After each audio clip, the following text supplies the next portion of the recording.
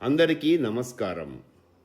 పశు సంపదను ప్రేమించి పూజించే భారతీయ తత్వాన్ని తెలిపే కథ ఇప్పుడు మనం చెప్పుకుందాము. కథ పేరు రామయ్య ఎడ్లు. రామయ్య ఒక సాధారణ రైతు. దైవికంగా తనకి ఉన్నంతలో సంతృప్తిగా ఉండేవాడు. అతని వద్ద మంచి నాగౌరు గిట్టలుండేవి. వాటిని తన కన్న బిడ్డల వలె కంటికి రెప్పలాగా చూసుకునేవాడు. ప్రత్యక్షంగా పరోక్షంగా మానవ జీవనానికి సహాయపడే పశు సంపదను పూజించడం భారతీయుల కృతజ్ఞతా వైభవానికి తార్కాణం.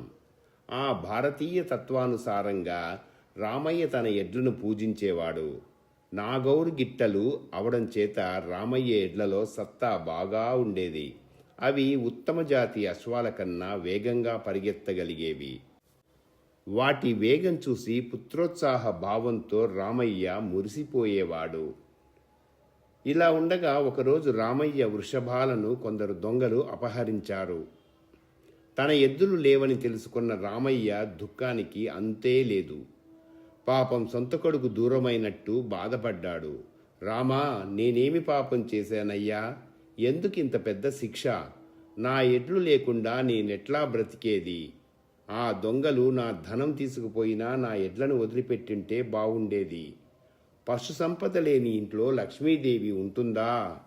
ఇలా పరిపరి విధాల వగచి రామయ్య రక్షక భటులకు ఫిర్యాదు చేశాడు. తను కూడా వారితో కలిసి దొంగలను వెదకసాగాడు. చివరకు రామయ్య పాలిట దేవతలైన వృషభాలను ఆ దొంగలు ఒక బండికి కట్టి పారిపోవడం రామయ్య రక్షక భటులు చూశారు. రామయ్య కళ్ళు సూర్యుని చూసిన పద్మాల్లాగా విచ్చుకున్నాయి. ఆనందంతో కళ్ళు చెమ్మగిల్లాయి. ఇంతలో ఆ రక్షక భటులు రామయ్య ఓ బండి ఎక్కి దొంగల వెనకాల పడ్డారు. దొంగల ఎడ్ల బండిని త్వరగా అందుకుంటున్నారు రామయ్య రక్షక భటులు. ఇంతలో రామయ్య వాయువేగంతో వెళ్లే తన నాగౌరు గిత్తలను వాళ్లు వెళ్లే గుర్రబండి అందుకోవడమేమిటి అని అనుకున్నాడు. తన ఎడ్లు ఆ గుర్రాలతో ఓడిపోవడం ఇష్టం లేకపోయిన రామయ్య, ఆ ముక్కుతాటిని 2 సార్లు లాగండిరా అని ఆ దొంగలకు ఎడ్లు పూర్తి వేగంతో వెళ్లే కిటుకు చెప్పాడు. దొంగలు ఆ కిటుకు తెలుసుకొని తీవ్ర వేగాన్ని అందుకున్నారు. కొద్దిసేపటిలోనే కరుమరుగైపోయారు. వచ్చిన ఒక్క అవకాశం పోయిందని విచారిస్తాడేమో అనుకున్న రక్షక భటులు రామయ్య ఆనందాన్ని చూసి ఆశ్చర్యపోయారు. ఆనందానికి కారణమేమిటని అడిగిన రక్షక భటులతో ఇలా అన్నాడు మహా ఔదర్యం కల రామయ్య. అయ్యా, నా గిట్టలు ఎప్పుడూ పరుగు పందెంలో ఓటమిని చవిచూడలేదు. వాటి పేరు ప్రతిష్టలే నాకు ముఖ్యం. నాకు దొరికి అపజయం పొందడం కన్నా అవి విజేతలుగా నాకు దూరమైనా మేలు కదా. అవి నాకు దక్కాయనే స్వార్థబుద్ధి కన్నా అవి గెలిచాయనే విషయం నాకు ఎక్కువ సంతోషాన్ని ఇస్తుంది.